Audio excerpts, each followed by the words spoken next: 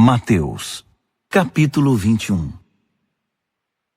Quando se aproximaram de Jerusalém à altura de Betfagé, próximo ao Monte das Oliveiras, Jesus enviou 2 discípulos com estas instruções. Vão à aldeia que está adiante. Ali encontrarão uma jumenta amarrada com seu filhote. Desamarrem-nos e tragam-nos a mim. Se alguém perguntar o que vocês estão fazendo, digam: o Senhor precisa deles, mas vai devolvê-los. Essa história já havia sido contada pelo profeta. Digam à filha de Sião: vejam, o seu rei está a caminho, elegante e preparado, montado em um jumento, em um jumentinho, cria de um animal de carga. Os discípulos fizeram exatamente o que Jesus ordenara. Trouxeram a jumenta e o jumentinho, puseram seus mantos sobre eles e Jesus o montou. A multidão estendia seus mantos pela estrada, dando a Jesus uma recepção de rei. Alguns cortaram ramos de árvores e os espalharam ao chão como um tapete de boas-vindas. Havia muita gente por todo lado gritando: Hosana ao filho de Davi! Bendito é o que vem em nome de Deus! Hosana nos altos céus! Quando ele entrou em Jerusalém, houve comoção na cidade. As pessoas irritadas perguntavam: o que está acontecendo aqui? Quem é esse? A multidão respondeu: é o profeta Jesus de Nazaré, da Galileia!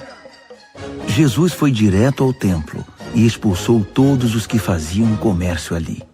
Ele derrubou as mesas dos agiotas e as bancas dos vendedores de pombas, citando este texto: minha casa foi designada casa de oração, mas vocês a transformaram em ponto de encontro de ladrões. Agora havia espaço para os cegos e aleijados se reunirem. Eles vieram a Jesus e ele os curou.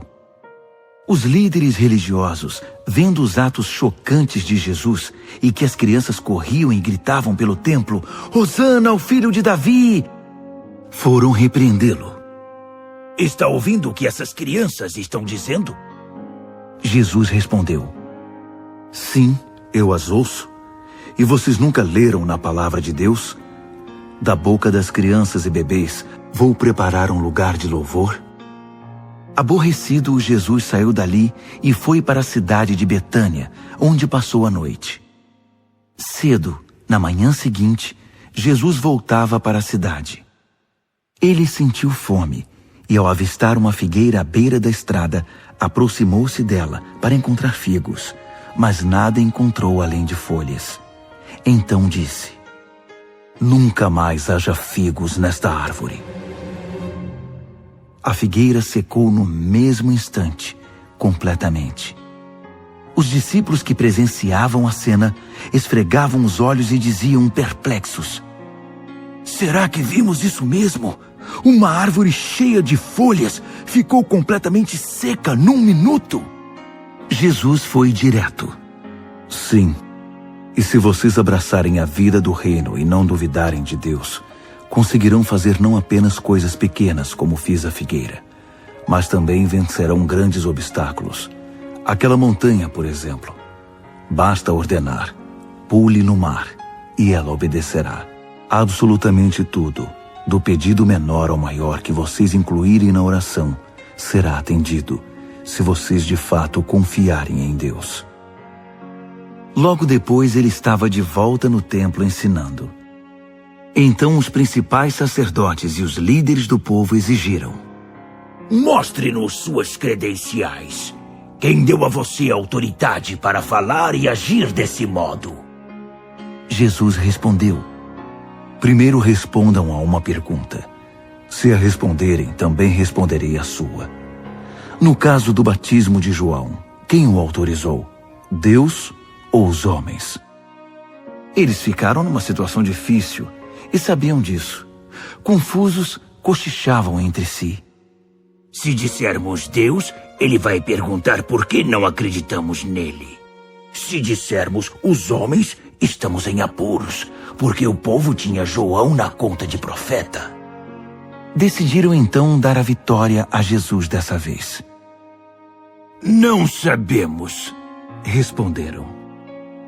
Jesus concluiu: então, também não vou responder à pergunta de vocês.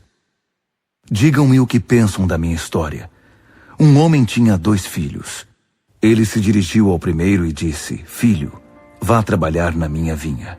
O filho respondeu: não quero. Mais tarde pensou melhor e foi. O pai deu a mesma ordem ao segundo filho. Ele respondeu: mas é claro, com prazer, mas nunca foi. Qual dos 2 filhos fez o que o pai pediu? Eles disseram: o primeiro. Jesus disse: sim, e digo a vocês que os malandros e as prostitutas entrarão antes de vocês no reino de Deus. João veio mostrando o caminho certo. Vocês viraram as costas para ele, mas os malandros e as prostitutas creram nele. Mesmo quando vocês viram a vida deles transformada, não quiseram mudar a de vocês também e crer nele. Vou contar outra história. Ouçam com atenção. Havia um homem, um rico fazendeiro, que plantou uma vinha. Cercou-a, fez um tanque de espremer as uvas, construiu uma torre de vigilância, arrendou-a aos lavradores e saiu em viagem.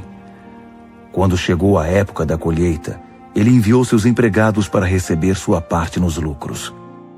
Os lavradores agarraram o primeiro empregado e o espancaram. O segundo foi assassinado. Eles apedrejaram o terceiro. O fazendeiro enviou outros empregados, mas eles receberam o mesmo tratamento. Já quase sem esperanças, decidiu enviar seu filho, pensando: meu filho eles vão respeitar. Mas quando os lavradores viram o filho do fazendeiro, esfregaram as mãos cheios de cobiça e disseram: esse é o herdeiro. Vamos matá-lo e ficar com a vinha. Então o agarraram e o mataram ali mesmo.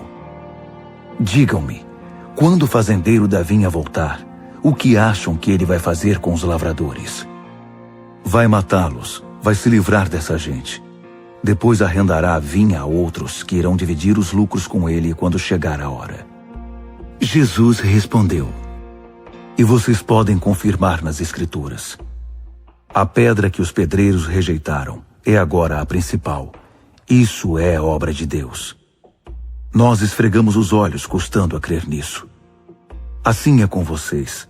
O reino de Deus será tirado de vocês e entregue a pessoas que viverão plenamente a vida do reino. Quem tropeçar nessa pedra será despedaçado, e aquele sobre quem a pedra cair ficará esmagado. Quando os líderes religiosos ouviram a história, entenderam que o recado era para eles. Por isso queriam prender Jesus, mas receosos da opinião pública recuaram, pois muitos o consideravam um profeta de Deus.